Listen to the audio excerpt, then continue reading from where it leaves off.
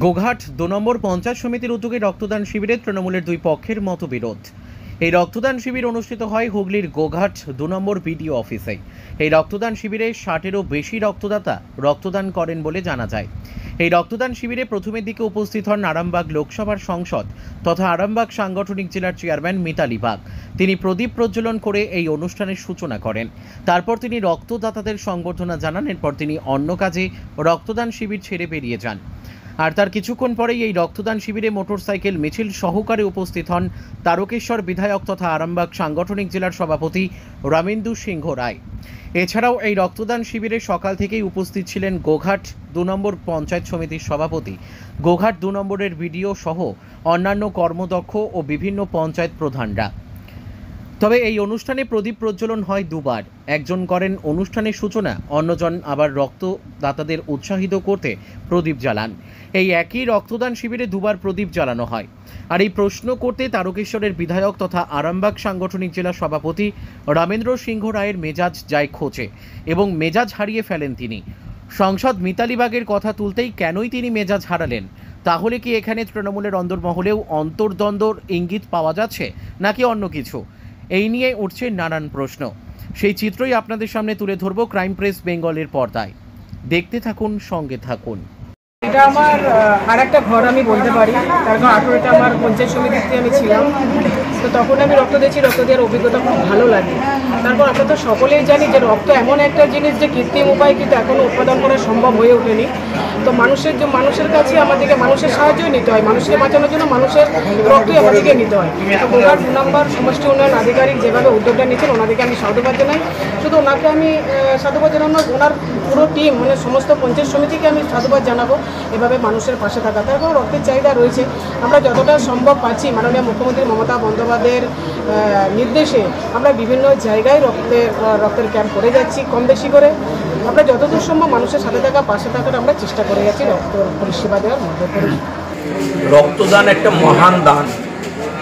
এখন গ্রীষ্মকাল, এই সময় সাধারণত ডোনাররা রক্ত দিতে অনিচ্ছুক থাকে, কিন্তু চিকিৎসা তো থেমে থাকবে না। তাই এই সময় যাতে ব্লাড ব্যাঙ্কগুলোতে রক্তের অভাব না হয়, আমাদের মাননীয় মুখ্যমন্ত্রী পশ্চিমবাংলার প্রত্যেকটা বিডিও অফিসে একটা করে মেসেজ দিয়ে, যাতে বিডিও অফিসে যারা আধিকারিক আছেন এবং পঞ্চায়েত সমিতির সভাপতি, সহকারী সভাপতি, কর্মাধ্যক্ষ, অন্যান্য মেম্বার যারা আছেন এবং গ্রাম পঞ্চায়েতের প্রধান, এদের মধ্য দিয়ে যাতে 100 করে ডোনার রক্ত দেন, সেই মেসেজ আসার পর আজকে গোঘাট 2 ব্লকে এই রক্তদান শিবির সকাল থেকে শুরু হয়েছে। প্রায় শেষ পর্যায়েতে এসেছে। রক্তদান প্রায় 80-র কাছাকাছি যে পৌঁছে গেছে। এটা এই গ্রীষ্মের দাবাদাহের মধ্যে মুমূর্ষ প্রাণ বাঁচাতে এই ডোনেশন করা রক্ত খুবই কাজে লাগে। সাহেব কি কথা বললেন?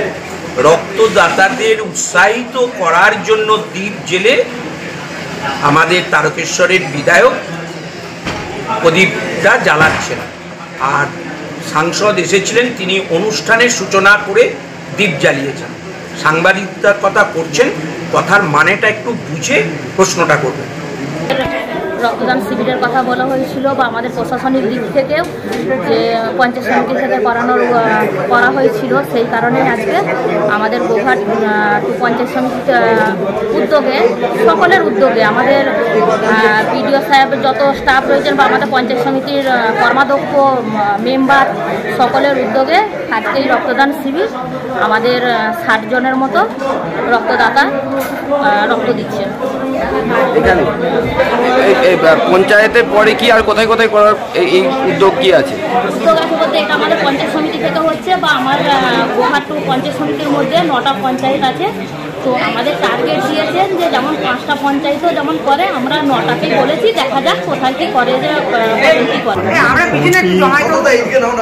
মাননীয় মুখ্যমন্ত্রী এই গ্রীষ্মকালে সাধারণভাবে একটা রক্তের সংকট হয়, সেটা মেটাতে সমস্ত সরকারি সেট আপ থেকেই আমাদের জনপ্রতিনিধিদের সঙ্গে নিয়ে রক্তদান শিবির করতে, যাতে আমাদের গ্রীষ্মকালে রক্তের সংকটটা এগোনো সম্ভব হয়।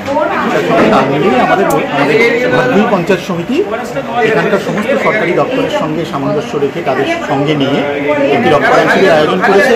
সমস্ত স্তরের কর্মচারী এবং আমাদের যারা জনপ্রতিনিধি আছেন তাদের মধ্য থেকেই রক্তদাতারা এসেছে, এবং আমরা আশা রাখছি যে আমাদের যারা রক্তদাতা তাদের উৎসাহে এবং আমাদের যে সমস্ত মাননীয় অতিথিরা আছেন তারা এসে উৎসাহ প্রদান করেছেন, সকলের অনুপ্রেরণায় উৎসাহে মূলত আমাদের মাননীয় মুখ্যমন্ত্রীর নির্দেশে তার উৎসাহে আমাদের এই অনুষ্ঠান সাফল্যমণ্ডিত হবে, এবং এই ধরনের আরও অনুষ্ঠান ভবিষ্যতে গোঘাট সমস্ত ব্লকেই হবে, এবং আমরা আশা রাখবো যে আমাদের মাননীয় মুখ্যমন্ত্রীর উৎসাহে আমাদের এই গ্রীষ্মে কোনো রক্তের সংকট হবে না। কতজন রক্ত দিলেন?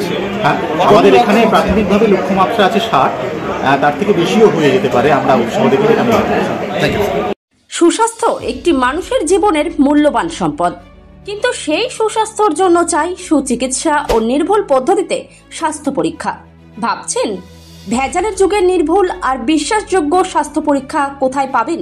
চিন্তা নেই, নির্ভুল পদ্ধতিতে স্বাস্থ্য পরীক্ষার সেরা ঠিকানা এখন খুবই কাছে। হ্যাঁ, ঠিকই শুনছেন, আপনার খুবই কাছে রয়েছে মায়া ডায়াগনস্টিক সেন্টার। এলাকার সর্ববৃহৎ ডায়াগনস্টিক সেন্টার মানেই মায়া ডায়াগনস্টিক সেন্টার। উন্নত মানের মেশিনের সাহায্যে বিশ্বস্ত মানের পদ্ধতিতে স্বাস্থ্য পরীক্ষার সেরা ঠিকানা মায়া ডায়াগনস্টিক সেন্টার। শুধু তাই নয়, মায়া ডায়াগনস্টিক সেন্টার পশ্চিমবঙ্গ সরকার দ্বারা লাইসেন্স প্রাপ্ত, তাই চিন্তার কোনো কারণ নেই। এখানে যাবতীয় ধরনের রক্ত, মলমূত্র, কফ, সুগার, থাইরয়েডের পরীক্ষা করা হয় আর প্রদান করা হয় একেবারে নির্ভুল রিপোর্ট, তাও আবার নির্ধারিত সময়ের মধ্যে। সঙ্গে রয়েছে উন্নত মানের ডিজিটাল এক্স-রে সুবিধা, ইসিজি ও অন্যান্য প্যাথোলজিক্যাল টেস্ট। মায়া ডায়াগনস্টিক সেন্টারের ঠিকানা মনে থাকবে তো? পাণ্ডুগ্রাম বাজার, গোঘাট, হুগলি। পাণ্ডুগ্রাম SBI ATM এর একদম কাছে।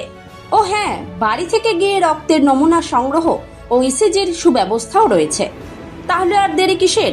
আরও বিশদে জানতে এখনই যোগাযোগ করুন আমাদের সঙ্গে 7718110120 অথবা 9641610330 94826060 অথবা সরাসরি ভিজিট করুন মায়া ডায়াগনস্টিক সেন্টারে, পাণ্ডুগ্রাম বাজার, গোঘাট, হুগলি।